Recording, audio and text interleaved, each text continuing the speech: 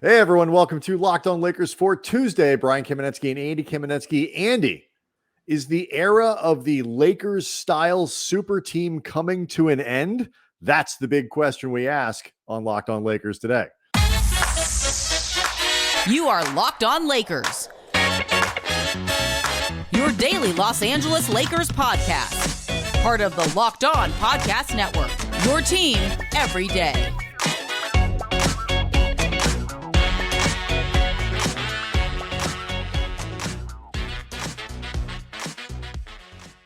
Thanks to everybody for making Locked On Lakers your first listen of every day, Monday through Fridays, and sometimes on weekends, no matter how you get your podcast, where you get your podcast, never behind a paywall and always available for you. Locked On Lakers on YouTube, Andy, is where you can go to get the podcast early and see the whole thing happen too. Not that I need to tell you that, but really sort of telling everybody by telling you. We're going to try to play a game of franchise swap as we go on, like who would be the team that you would want to airlift into your the Lakers situation right now if you could. We'll get to some stuff about Anthony Davis and where he plays next year in terms of position, center or power forward.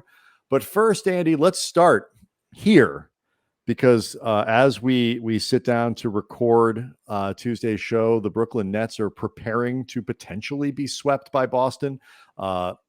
And if nothing else, seem very unlikely to actually come back and win that series. The Lakers are already out, as we know. So both of the prohibitive finals favorites going into the season are either won't make the playoffs or are set to be eliminated before the first round is over.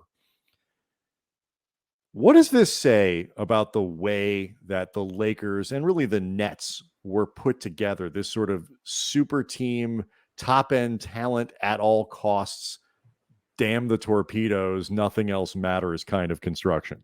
I mean, it's just a reminder that it's a talent-driven league, and you would be foolish to say that talent doesn't matter or that it's not extremely important. But you also can't just throw stars and a roster together with seemingly no concerns towards chemistry, accountability, personality, leadership, like the way that human beings expected to perform at a very high level, under a microscope in a fishbowl, have to make this thing work. And look, it's a big reason that, I will cop to the fact that as much as you and I raised a lot of questions about the Lakers heading into this season and the way the roster was constructed and the holes that we thought were there, we both thought that the Lakers would eventually figure this thing out, even acknowledging the high degree of difficulty. You know this. I've never been in on the Nets.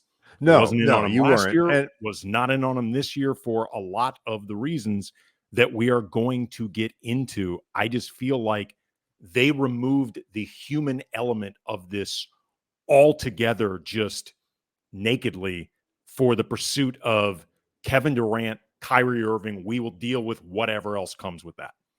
In certain ways, a reminder of the late, right? And it's interesting, but right, because and look, with the Lakers, where I was really wrong, obviously with the health stuff, they were never going to be as good as I thought they could have been, but they wouldn't have been as good as I thought they were, would have been. Right. Even if everybody had stayed healthy, they wouldn't have missed the playoffs, but they wouldn't have been a 1 seed, a 2 seed, a 3. They just weren't going to be as good as I thought they were going to be. We both overestimated their ability to overcome the issues that we pointed out were there. We both did. Brooklyn, I would argue, obviously they made the playoffs. They had very similar roster problems in terms of injuries. Kevin Durant missed a ton of time. Kyrie Irving. But Joe Harris played 15 games or something. Joe Harris, was really important to that team and missed a bunch of time. Guys have been in, Ben Simmons hasn't played for them since the trade, and the Harden thing was problematic, at the beginning, either before they made the trade. So they've had guys in and out of the lineup. Seth Curry was hurt for a lot of the time and all of that.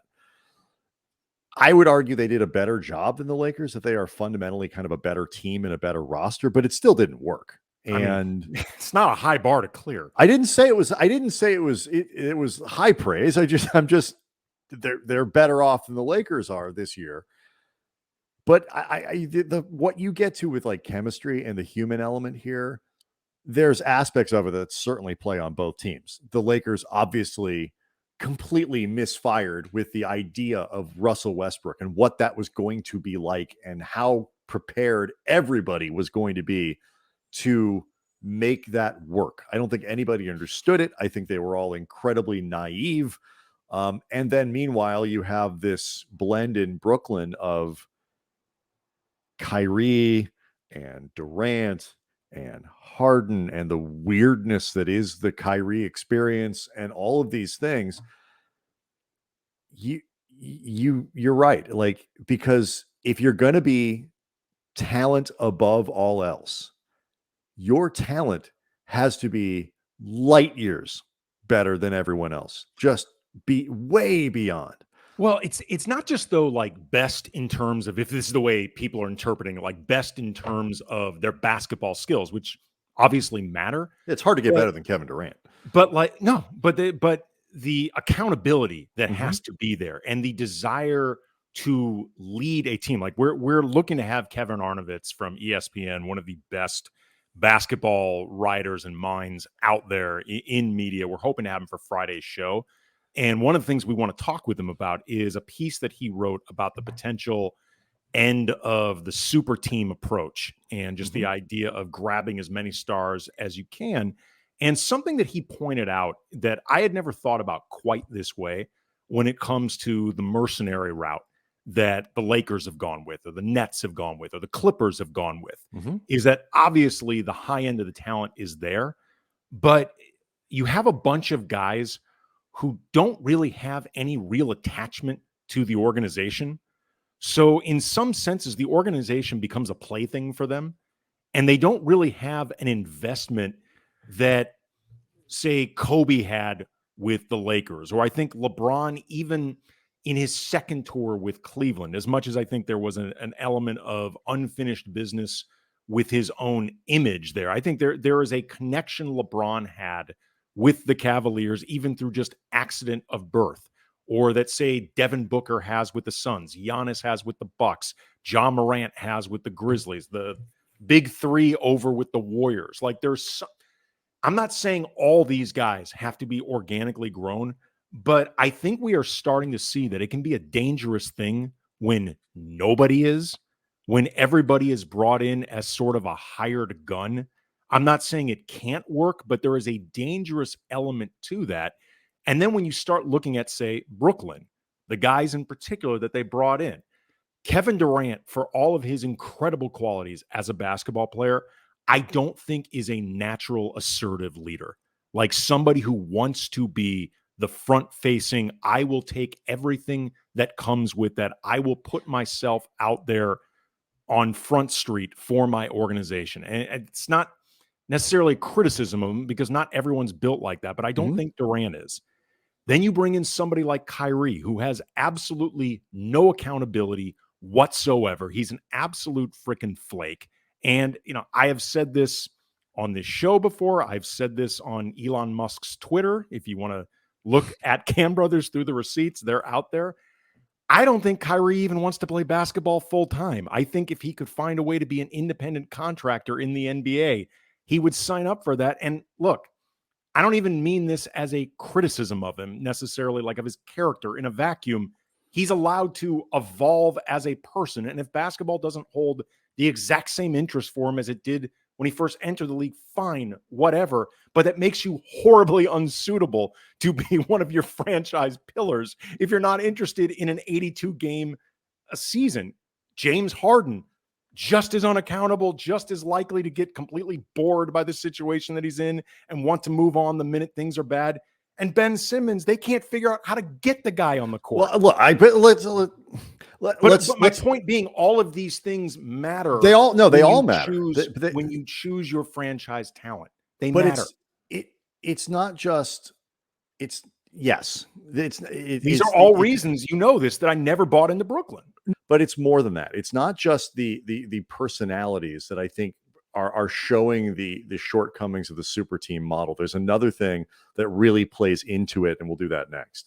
Locked On Lakers brought to you by Prize Picks. Okay, Laker fans, you've been hearing me talk about Prize Picks for months. If you have not signed up yet, you're just missing out because there is no better daily fantasy that's made easier, and you're going to love this app for NBA and mixed sport pick'ems. Like right now, here's a no-brainer of an offer for our users. You get $50 for free to play with if a player in your first Prize Picks entry scores 1 point. You win, but you got to use the code NBA. It's an exclusive offer available to Locked On fans using the code NBA. Prize Picks has the best NBA DFS prop game on the market, more NBA props than any other DFS prop operator. And they offer also superstar players, which you would expect, but also bench players that maybe only get 5-6 minutes a game. That's out there for an option. And you can do mixed sports entries. Like, for example, you could take the over on Joel Embiid points combined with the under on Cody Bellinger home runs. Like, put it all in the same thing, make it weird, make it fun. You can find the app on both the App Store and Google Play. You can make your entries in 60 seconds or less, really easy, safe, fast withdrawal. So again, go to prizepicks.com, use the promo code NBA, or go to the App Store, download the app. If you're not playing Prize Picks, people, you don't know what you're missing. Okay, so I have no problems with any of the things that you said about the stars that they went and put together in Brooklyn, the combination. I think you can, the personalities there. It's easy to think you're going to be able to make it work. It's easy to think that you can make all this stuff and happen, and everybody's gonna be happy. And it rarely works out that way. We don't even know really what it would look like in with the Clippers with Paul George and Kawhi and whatever else, because those guys have spent so little time actually playing together. Right, but remember though, I think the it would first be season fine. though with the Clippers, there was a lot of talk of resentment among the holdovers towards Kawhi and Paul George because they kind of expected everything to revolve around them, as one would rightly as expect. Stars because do. It takes time, but like my point, it takes time. I have no evidence that those two guys, in the same way that LeBron and AD seem to be a decent combination together, don't seem to resent each other, don't seem to be struggling to figure out who's driving the ship or whatever it is. Like, I think that combination in with the Clippers is fine. But obviously there are risks. There are injuries. You're talking about aging players. It's harder and harder to build stuff around. But take a look at the Boston series with Brooklyn. You go through, and even if you want to stipulate that Kyrie and that Kyrie and Durant are better than the stars for Boston. Boy, Jason Tatum's making that argument harder by the minute. And Jaylen Brown's been really good all year long. Yes, he has. You start to look at what else they put out really on the quick, floor. by the way, real quick, just because this occurred to me in real time talking about this, about how these things can shift too. We entered this season with a lot of conversation about whether Jason Tatum and Jaylen Brown needed to be broken up, in part because you wondered whether or not they'd reach their ceiling, but also in part because people were wondering, do they actually like to play together?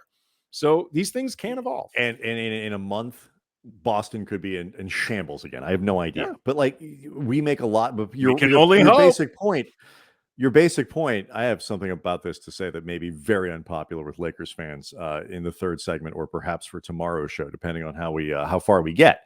But you look behind those two guys, and okay, fine. Let's stipulate for the sake of argument that Kyrie and Durant are a tick better than Tatum and Brown. Okay, now you add DPOY, Marcus Smart.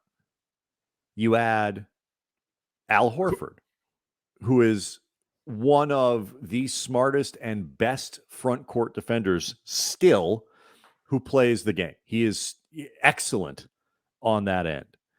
You add other players, both Williamses, Grant and Robert. I was going to say could have been DPOY, Robert Williams. And then Grant Williams is an average to above average player. Daniel Tice, in some ways, is an average to above average, big man. Derek White is an above average point guard. He's a terrific pickup for them. We both like that. Just a really good player. Really good player when he stays healthy. You're talking about 6, 7, 8, 9 guys who are all really good and play in a cohesive way, that they have a certain skill, which in this case is defense, that is capable of overwhelming even great offensive talent like Kevin Durant and Kyrie Irving if there's nothing else there to pick them up. And losing Joe Harris and, Ben Simmons not being able to play and not having your third of your big three, all of these things matter. The Lakers would have been different with all their warts if they had all of their components. But it just goes to show it's not the only way to build a team.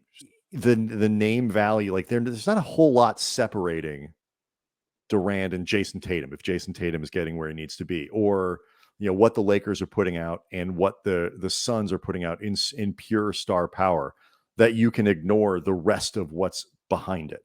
And what is so hard about the Nets, they can't play defense.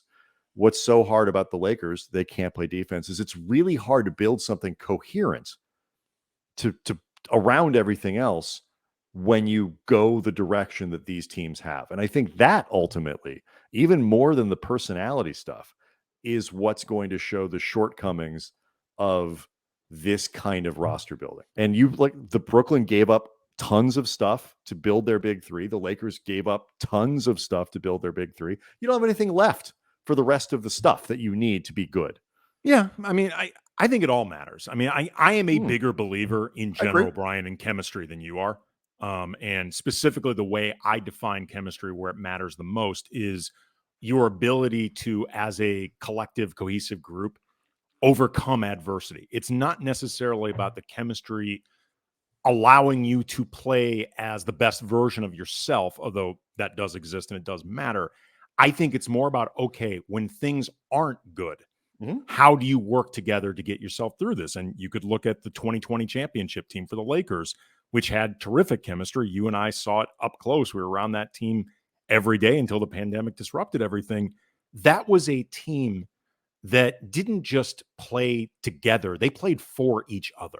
Like, that was a group that wanted to pick each other up. And some of that, I think, has to do with just probably LeBron and Anthony Davis really being their most invested, like making a point of being invested, because they had both, frankly, caused a lot of chaos to force that partnership, and they needed to make good on it. But also you had guys like Danny Green and JaVale McGee and Jared Dudley, like really good, I think, locker room guys in that locker room. There's, a combination of skill sets that worked very well. They bought into that defense first thing and found a way to pride themselves on it. And they happened to be a group that was able to do it. And, with the possible exception of Kuzma, it probably also helped that there was nobody that could really even make a case for themselves getting more shots or wanting a bigger role, that sort of thing. There was nobody there that could really, if they wanted to, gripe about more, so to speak. And I think that stuff matters. And the chemistry of this locker room has decreasingly devolved. It was worse in 2021 than it was in 2020. It was definitely worse in 2022 than it was in 2021.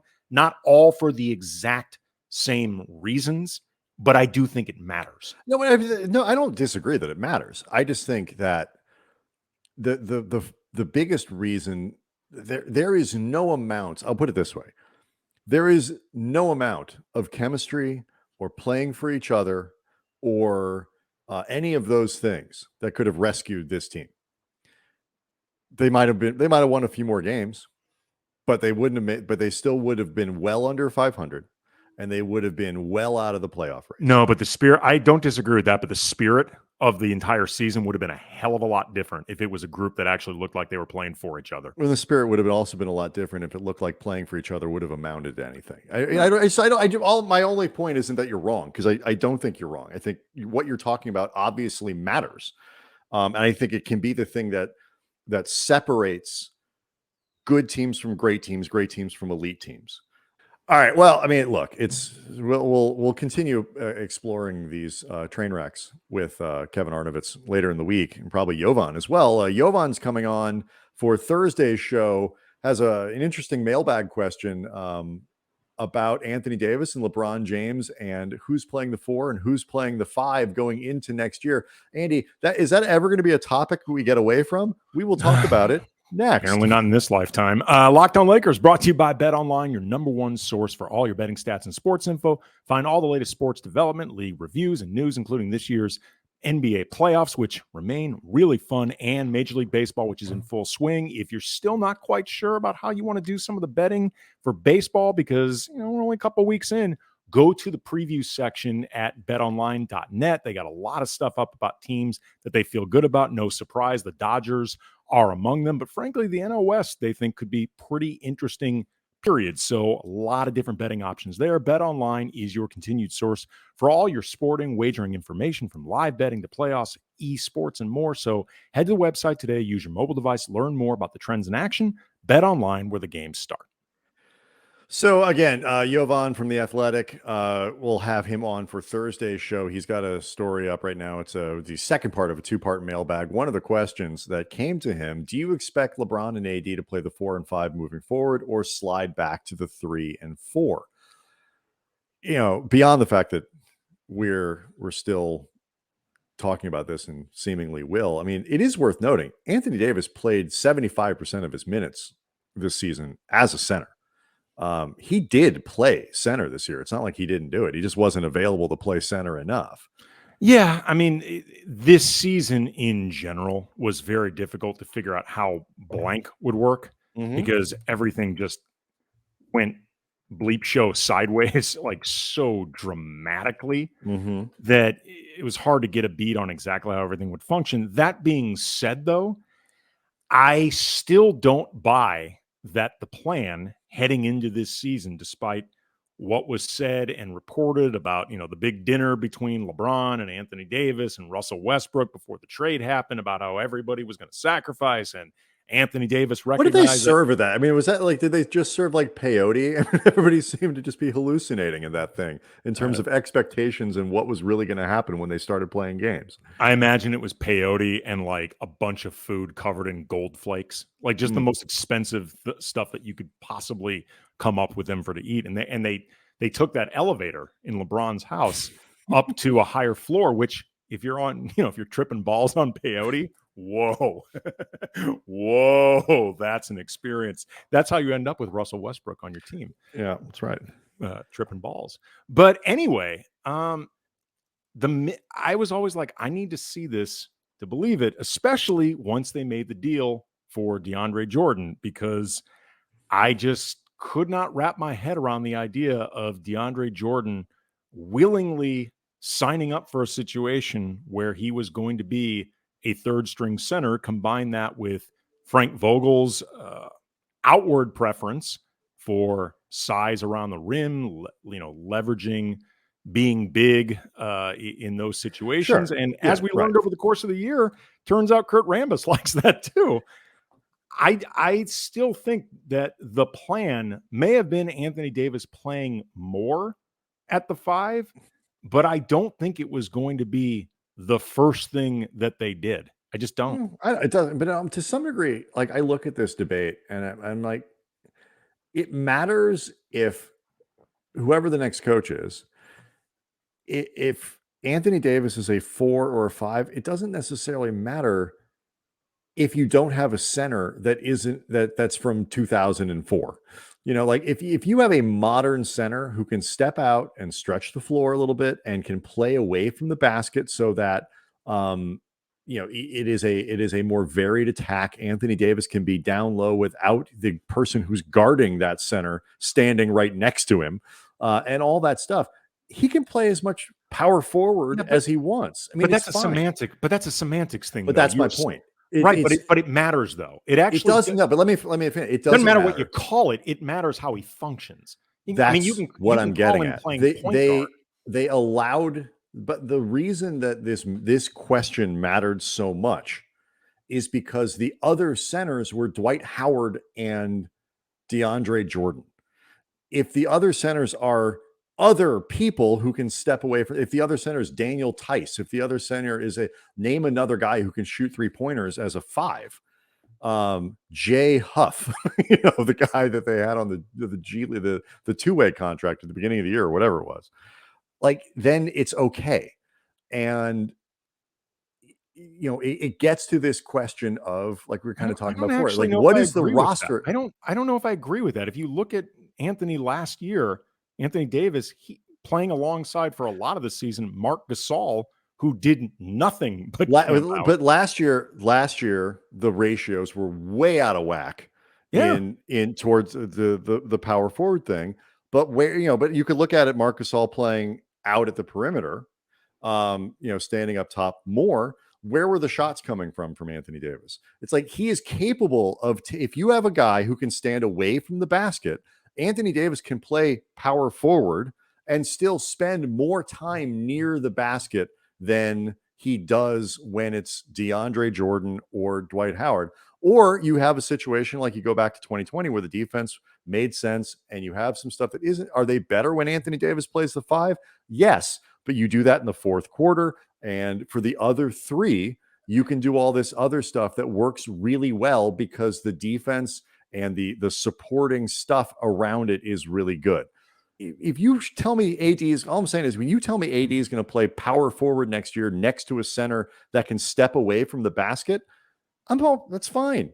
Well, then it's up to Anthony Davis to go down and play the basket. Here's why I think it actually matters. Because I think the more you play these semantic-y games trying to basically trick Anthony Davis into playing center, the more I think you actually enable him to sort of have these choices and to do the thing where he ends up floating around the perimeter around the mid-range. I think it actually would help if he just said, Anthony, you're an effing center. Go be an effing center. He was an effing center, Andy. He was an effing center this year. And I think most people would think he spent too much time with the perimeter. He played 75% of his minutes as a center this year. How much time, though, did they waste trying to make it work with him and Dwight Howard or him and DeAndre Jordan? Apparently about 24%. That's how much time they wasted. Like, but it affected, though, the lineups where they started together. But particularly when you had Russ, it matters. But there was never a scenario where he was going to play 100% of his minutes. It should be close to 100% because 75% is pretty damn close. If you're going to have any minutes at all, here's why with a traditional center on the floor, which you're going to have in this league.